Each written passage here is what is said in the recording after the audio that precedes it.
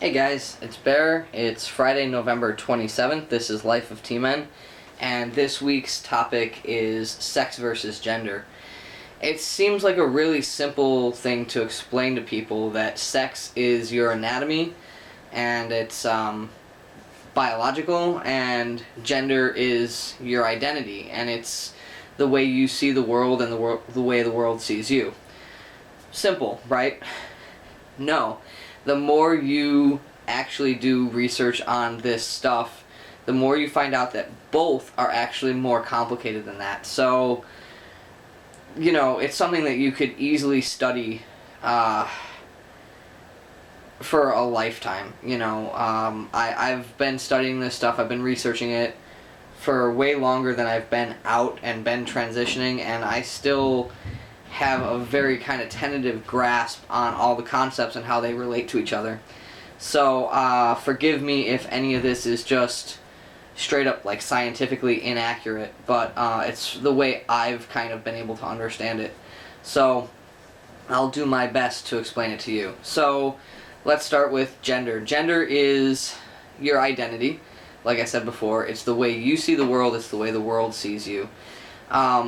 But that's actually a really complicated concept, because society has all these gender roles that we enforce on people, and even someone who identifies strongly as their gender doesn't necessarily fit into those roles. So the fact that I didn't fit into those roles isn't the only thing that made me transgender. It's also the way I feel about myself, the way I perceive myself, and also how I perceive the rest of the world. Again, this is something that people can totally disagree with me on, but there is a difference in the way I see the world now that I've started transitioning and since I started hormones. I definitely feel like the way I perceive things has changed. The way I react to things has changed. So, it's not just the roles that society is making you take on, but it's also the way you perceive the world. So gender is a really complicated thing, and to try to explain it to people, I often talk about, gender being a spectrum. So I drew, a crude little map here of how I see gender. So gender is, it's a spectrum, and there are fixed points on it, female and male. This is known as the binary genders. You'll hear people say get away from the binary gender roles. Well, there you have them. It's two fixed points, right? And they come together and they come away from each other. In the middle, you have people that don't identify with any gender. That's agender. So along that spectrum, there's all these millions of points where you can actually identify, So I identify as male, but I was born female, so I have transitioned from one side to the other. Simple. But you also have people that identify very strongly as their gender. That's the binary points. Or you have somebody that says, yeah, I'm a woman, but I feel, I identify much more masculinely, so they're somewhere more near the center.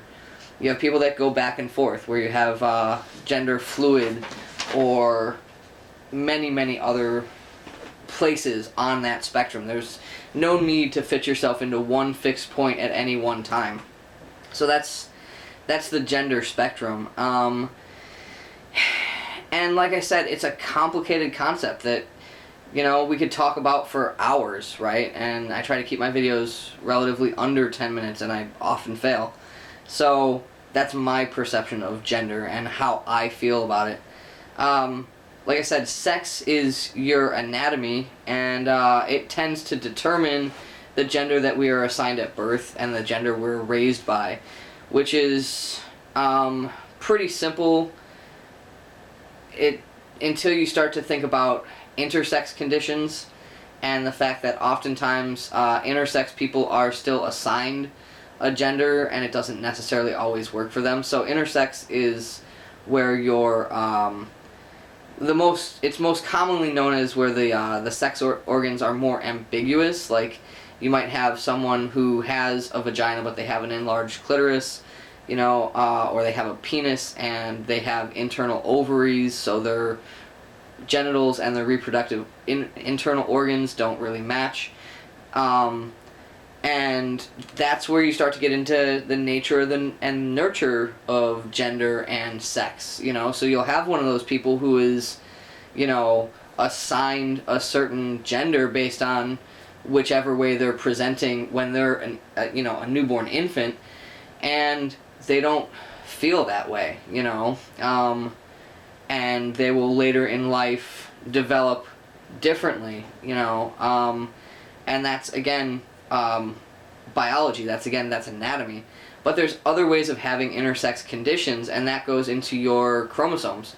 So a lot of times, people think of, okay, female XX chromosome, male XY chromosomes, and that's it. In fact, I've come across some backlash, not only on the internet, but also in real life, where people say, I say, yeah, I'm transitioning, I'm living as male, I've undergone hormone therapy and medical treatment to make myself present more as male to the rest of the world, and people get in your face and they say, well, you have XX chromosomes, so you're female and there's no way for you to get away from that.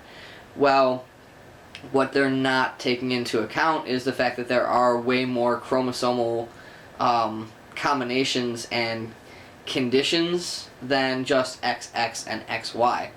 So, and you do have cases where you will have an XY female or an XX male. This is all stuff that I've come across in, again, researching this and researching how to explain it to people. And it's really, really fascinating stuff that I don't have time to get into in this video. So look that up. It tends to affect the XX males more than it affects the XY females, because XX males don't develop certain masculine characteristics during puberty, but they do exist. Both of these conditions actually do exist. So your chromosomes don't determine your sex necessarily, and they don't determine your gender necessarily. Furthermore, you have other chromosomal combinations that exist, which are like XXY, XYY, XXYY, and so forth. And, we just go through life assuming, okay, I was born female, so I must be XX, or vice versa. But there's really no way of knowing what chromosome combination you have unless you have it tested. And I'm really interested in pursuing that more and finding out more about people who are XXY and XYY and how they identify and how they present physically. That's something that I've just really kind of touched the tip of the iceberg on, and I find it really, really fascinating, and I'd like to know more. And the more I learn about that, the more I'd like to go ahead and have chromosomal testing done to find out what set of chromosomes I have. Do I have XX chromosomes because I was born female and, assigned female based on that anatomy? Or do I have something more, like maybe, where the Y chromosome is involved? And is that causing me to be more male identified? Partially that's my own need to understand things. I always want to know why I am the way I am. It's the need to know, why am I transgender? Like, what is it? Is it a social thing? Is it something inherent within me? A condition, which is controversial. So that's where it stands. That's the quick explanation of sex versus gender from my point of view. What it comes back down to, though, is what I said at the very beginning of the video, which is that one is the way your body is, and one is the way you identify. It gets way more complicated than this dorky little, not to scale chart when you start to talk about, like I said, the non-binary, the gender fluid, and then it gets really, really complicated when you start to talk about your sexual orientations, which we'll discuss next week. Next week is gender versus sexuality or orientation. And so that adds a whole different chart on top of this one.